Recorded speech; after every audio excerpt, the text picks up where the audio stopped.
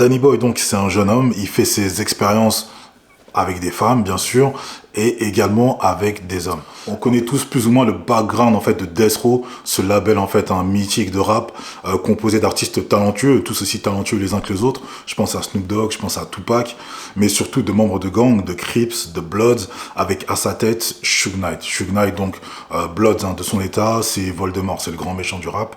Death Row c'est un label de rap, essentiellement de rap. Alors je dis essentiellement car au début des années 90, comme tout label de musique en fait de rap plutôt, il est important d'avoir des voix R&B. C'est de cette manière-là en fait que Suge Knight va intégrer d'abord Jewel, voix féminine, chanteuse R&B, et également Danny Boy. Danny Boy c'est un natif de Chicago, il n'a rien à voir avec la West Coast au départ. Il va en fait signer chez Death Row d'abord sur un mensonge. Il est mineur en fait, et il va donner une fausse pièce d'identité, il va mentir sur son âge. Il a très bien compris en fait que ça le ferait pas s'il disait quel âge il avait.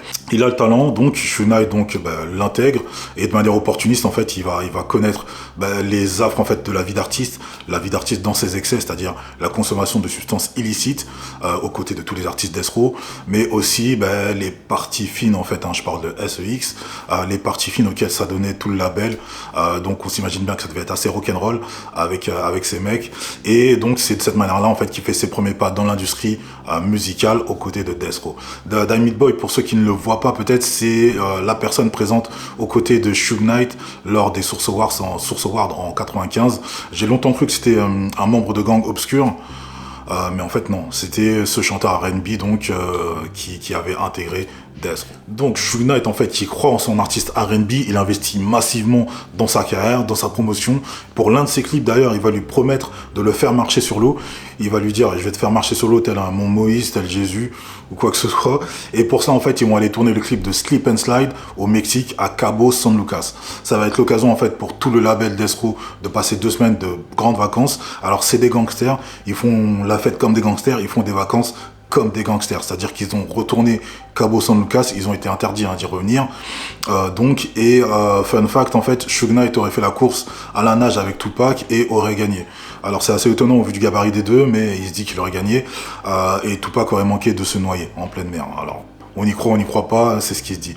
Bref. Donc ça marche pour Danny Boy, il y a des succès, il y a de très belles certifications qui tombent. Suge Knight est très content de ce qui se passe autour de son artiste R&B. Alors Danny Boy donc c'est un jeune homme, il fait ses expériences avec des femmes bien sûr et également avec des hommes. En fait il est bisexuel, c'est pas quelque chose qui va brailler, qui crie sur tous les toits. À ce moment-là il va faire son coming out des années plus tard, mais c'est pas quelque chose qui communique en fait de manière publique. Et pourtant les pontes du label, que ce soit Tupac et Suge Knight, avaient connaissance de son orientation sexuelle en fait. Suge Knight avait l'habitude de l'appeler fréquemment Fully Cake, gâteau aux fruits. Alors je pense, j'ose croire que c'est par rapport au drapeau LGBTQIA qu'il appelait de cette manière-là. Gentiment, j'entends, alors c'est de la charriade, ça peut être blessant, ce serait peut-être très blessant aujourd'hui. À ce moment-là, Danny Boy, lui, le tolère, l'accepte, et Suge Knight, en fait, il a connaissance de son orientation sexuelle. En bon businessman qu'il est, en fait, il va pas se séparer d'un artiste qui vend, qui est rentable. Il va il va simplement ne pas communiquer sur cet aspect-là de sa personnalité. Le marketing, en termes de marketing et de positionnement, à ce moment-là, on est au début des années 90, ça aurait pas été simple, ni même accepté en fait, par tous les autres membres du label et par le public aussi. Donc Danny Boy, il va fonctionner donc au sein de Death Row, il va y avoir de belles ventes qui vont être faites. Il aura une belle carrière quand même chez Death Row jusqu'au déclin, jusqu'à la chute du label.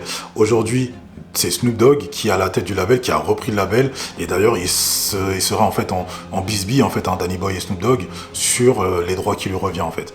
C'est un artiste Death Row et il s'entendrait pas avec Snoop sur les droits qui lui revient, et apparemment il se serait jamais même entendu sur Snoop précisément pour cela, pour son orientation, pour ce qu'il est en fait bisexuel. Donc est-ce que vous dites-moi ce que vous pensez, est-ce que Suge Knight il a été avant-gardiste avant l'heure, il a été moderne avant le public, avant le label, ou plutôt opportuniste? Dites-moi dans les commentaires ce que vous en pensez, commentez, et on se revoit très bientôt.